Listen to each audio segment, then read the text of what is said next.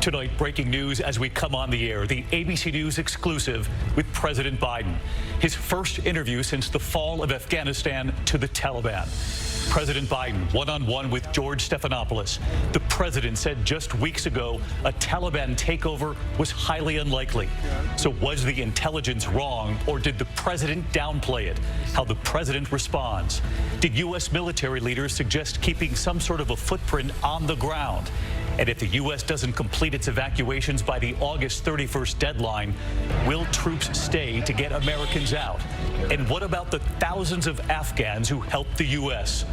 All of this amid the reality on the ground tonight, our team and what they witnessed just outside the Kabul airport. Fear and chaos. Gunfire believed from the Taliban, beatings in the streets, contradicting the Taliban's promise of an orderly transition. Tens of thousands of Afghan men, women, and children desperate now to board planes caught in the middle. The Pentagon said it was planning to get up to 9,000 people out of Afghanistan a day, but just 2,000 in the last 24 hours. Tonight here, the Defense Secretary is pressed. Can he assure safe passage for Americans and Afghans to the airport to get them past the Taliban? What he acknowledged today, Ian Panel on the ground, George Stephanopoulos at the White House. And back here at home tonight, the major news in the fight against the coronavirus. Tonight, the Biden administration now says there will be a third shot, a booster shot, available to everyone 18 and older, beginning September 20th. Tonight, the CDC pointing to 3 new studies, what they saw that most concerned them. Dr. Besser is here to guide us through it. We are also tracking severe storms as we come on the air tonight. A tornado watch for Washington, D.C., Baltimore into Pennsylvania. Flash flood watches from Pennsylvania up through New York and New England. Ginger Z standing by to time this out. The wildfires exploding in California. Thousands evacuating the Caldor fire, nearly tripling in size in 24 hours. And tonight, the power now shut off to more than 50,000 customers to prevent wires from sparking more fires. Plus the news from Garth Brooks tonight, and a big day for a former First Lady. From ABC News World Headquarters in New York, this is World News Tonight with David Muir. Good evening, and it's great to have you with us here on a Wednesday night. And we begin tonight with the ABC News exclusive. President Biden, his first interview since the Taliban takeover of Afghanistan. George Stephanopoulos, one-on-one with the president. Was there an intelligence failure here, or did the president downplay it? Did U.S. military leaders suggest leaving some troops in Afghanistan? And what happens when the August 31st deadline comes if there are still thousands of Americans on the ground? Will U.S. troops stay, and will they stay for the Afghans who helped us? This interview comes amid new images tonight, our team witnessing the chaos outside airport gates in Kabul. Desperate Afghans holding their children, Taliban fighters with long guns standing guard. Our Ian Panel and the team there outside the walls when the heavily armed Taliban approaches them. This new video emerging tonight of U.S. troops helping a woman climb over the wall at the airport. Overnight, U.S. troops firing tear gas to control the surging crowd, and tonight the very difficult scenes now emerging. Reports of Taliban fighters using their weapons on some who have gathered there. Reports of at least a dozen wounded outside the airport, including a woman and her child. A convoy of Taliban trucks circulating in Kabul, tightening their control and showing no patience with protesters around the country. A violent and deadly crackdown in the city of Jalalabad. Meantime, at the White House, President Biden briefed by his national security team. Tonight, as many as 15,000 Americans and at least 65,000 Afghans and their families are still desperate to get out. We will go live to Kabul, but we begin here with George Stephanopoulos, one-on-one with the president. Back in July, you said a Taliban takeover was highly unlikely. Was the intelligence wrong, or did you downplay it? I think there was no consensus. If you go back and look at the intelligence reports, they said that it was more likely to be sometime by the end of the year. You didn't put a timeline out when you said it was highly unlikely. You just said flat out it's highly unlikely the Taliban would take over. Yeah. Well, the question was whether or not the idea that the Taliban would take over was premised on the notion that somehow the 300,000 troops we had trained and equipped was going to just collapse. They were going to give up. I don't think anybody anticipated that. We've all seen the pictures. We've seen those hundreds of people packed into a C-17. We've seen Afghans falling. That was 4 days ago, 5 days ago. What did you think when you first saw those pictures? What I thought was we have to gain control of this. We have to move this more quickly. We have to move in a way in which we can take control of that airport. And we did. So you don't think this could have been handled, this actually could have been handled better in any way? No mistakes?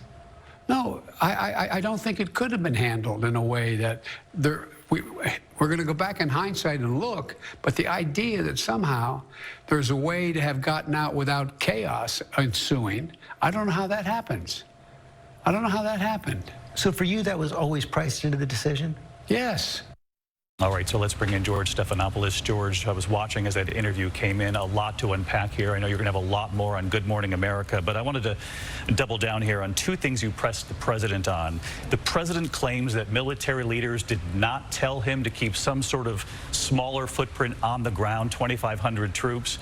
And he also said U.S. intelligence did not predict a collapse this quickly.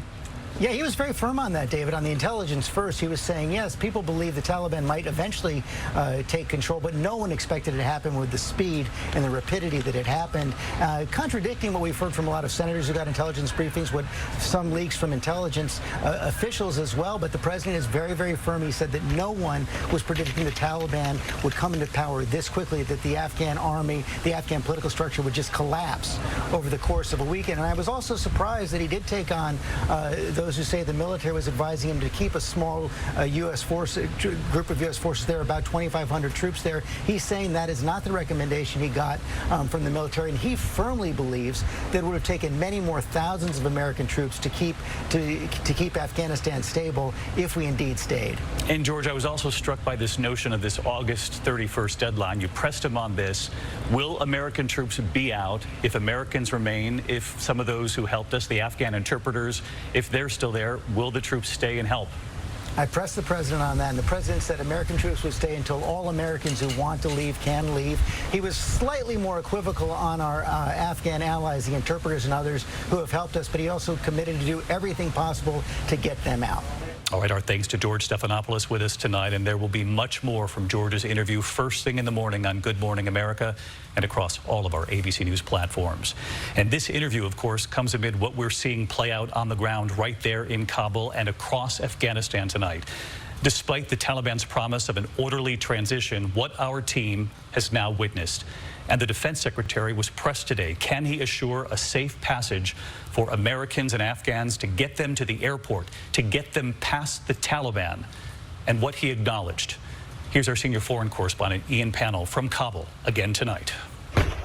Tonight, fear and pandemonium outside Kabul airport as thousands of desperate Afghans try to leave.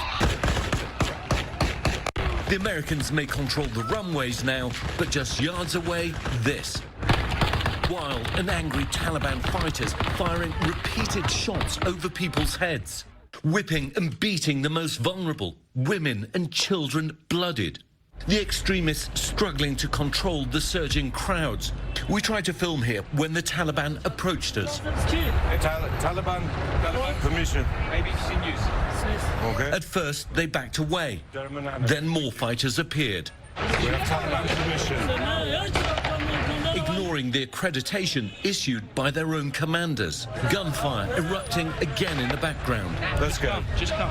Get back to your car. Weapons drawn, the Taliban forced us back into our cars. Stop filming. Stop filming. Just put it down. Thousands of innocent lives caught in the crossfire. We're foreigners. We've got an armoured vehicle. We can get out of here. But those people desperate to leave the country, they have to face that just to get through to the military side of the airport, even if they have permission to leave. And they've got to run the gauntlet of some of the scariest people you could ever meet.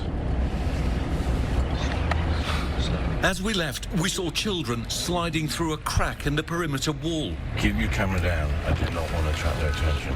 But were again forced to lower the camera as more gunfire erupted.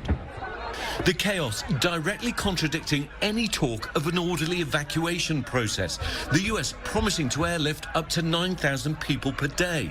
But only 2,000 were flown out aboard 18 C-17s that took off in the last 24 hours. As many as 15,000 Americans and at least 65,000 Afghans and their families now desperately trying to get out.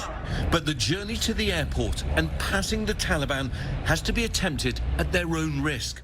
An email to US nationals saying the United States government cannot ensure safe passage to the airport. Today, several Americans were turned away by US troops, despite showing the official access pass at the security checkpoint. Overnight, we received footage of a former US Special Forces interpreter stranded at the gates. We're not identifying him to protect his identity. We are a danger. It's not only me. There are a lot of people like me. We are in danger and we need evacuation. Please help us or there will be a tragedy. Late today, Defense Secretary Lloyd Austin and Chairman of Joint Chiefs General Mark Milley acknowledging the evacuation isn't going fast enough. Quite frankly, it's obvious we're not close to where we want to be in terms of getting the numbers through. So we're going to work that 24 hours a day, 7 days a week, and we're going to get everyone that we can possibly evacuate it. And I'll do that as long as we possibly can until the clock runs out or we run out of capability. The Defense Secretary pressed on whether he could assure safe passage to the airport for Americans and Afghans.